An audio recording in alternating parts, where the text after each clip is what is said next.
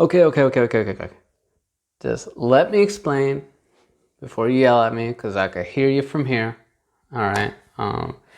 Hi. Long time no see.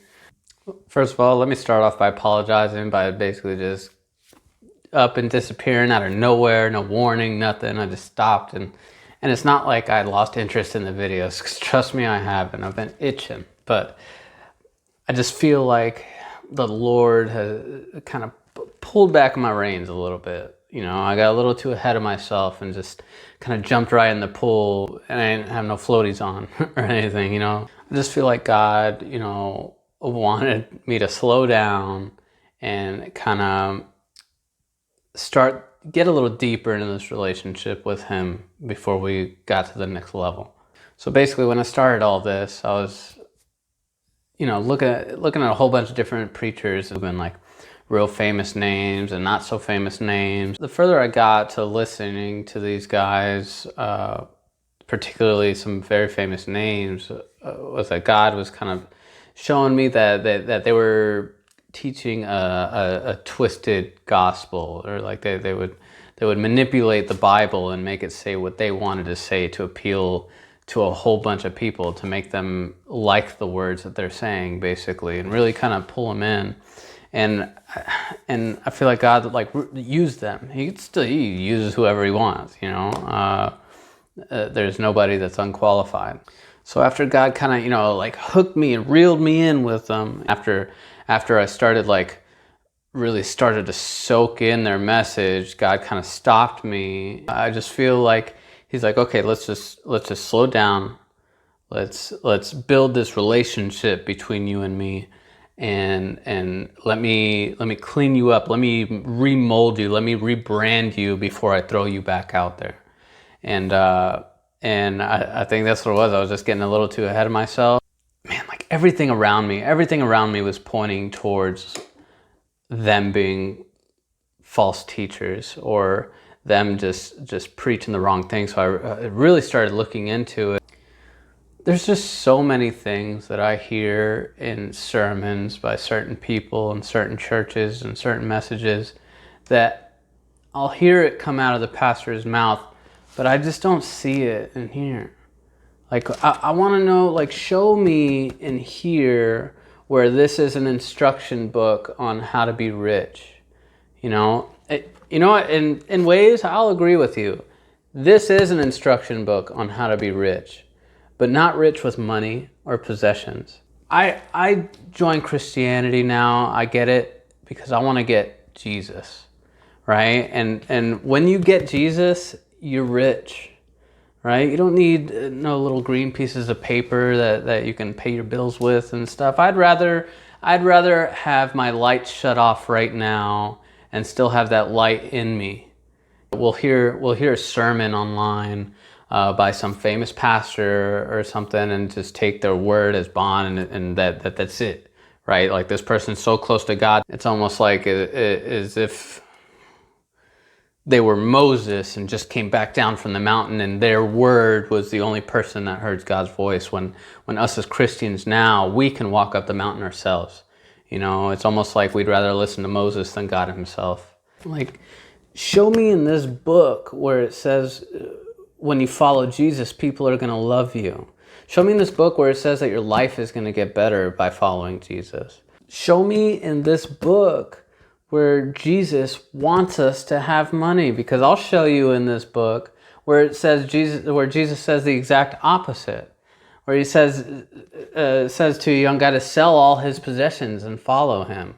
That you can't worship both God and money.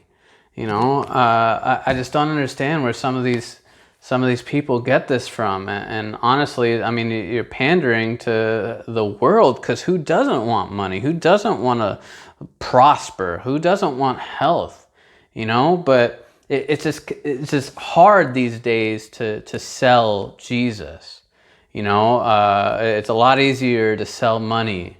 And it's sad, because it's just these things of this world that people are just so attached to. I'm so sick of walking and thinking and wanting in the flesh. It's like sick. It's so tiring, you know. I've noticed that my prayers are starting to change from like, Lord, please give me this, please give me that. Like I stopped using Jesus as a genie and started like seeing him as like a friend that I'm just not close enough to yet. You know, like I just want to be closer to you. I want to know you. I want to hear you. Oh, help me, help open my ears. Help me loosen my tongue so so I don't say anything. So you speak through me. You know, I don't want anything anymore. I feel guilty for the things that I have. When I get into this book and then look at like today's church, it's what happened? Like what us as humans, we change and mold and twist everything to fit our needs and just to make things easier for us, when these people are stepping out and being uncomfortable and suffering for the gospel. When was the last time you suffered for the gospel? You know, like it's wild, man. It's wild to see the transformation of what was going on in these times to 2020. And don't get me wrong, I believe that God put certain people in position to have a lot of money because he wants them to do things with that money. But to try to spread the word that he wants everybody to have money is just wrong and cruel, and it's not biblical. How are you going to tell some poor kids in Africa or anywhere else in the world that, just give some money and God's going to multiply it, when they don't even have shoes on their feet? You know, it's so easy to twist the scriptures into making it fit for our fleshly desires, and the only way to really know for sure is to read it for yourself, instead of just listening to it from a sermon. Like, really go through this and read it for yourself, and God will convict you. And if you're not sure if it's God, test it through the scriptures in the New Testament. And if it doesn't match up with what's in this book, then it's not from him, because this word doesn't bend. It just doesn't. I just basically stopped doing the videos because I just wanted to make sure it wasn't me talking. It wasn't my heart talking. That God was speaking through me. All I'm saying is just don't let somebody interpret this for you. Read it for yourself. If you feel like you know it and you don't need to read it, then you don't know it. All right, well, I'm going to end it there. I got a lot of editing to do because I suck. This video stuff is hard, man. I'm sure I'll get a lot better at it, the more I talk into this camera. It's a little weird, but... All right, guys, more videos are coming for real this time.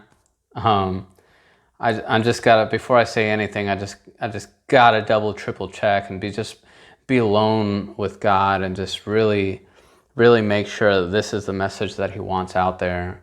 And I'm gonna double and triple check it against this. And yeah, all right, bye. Love you.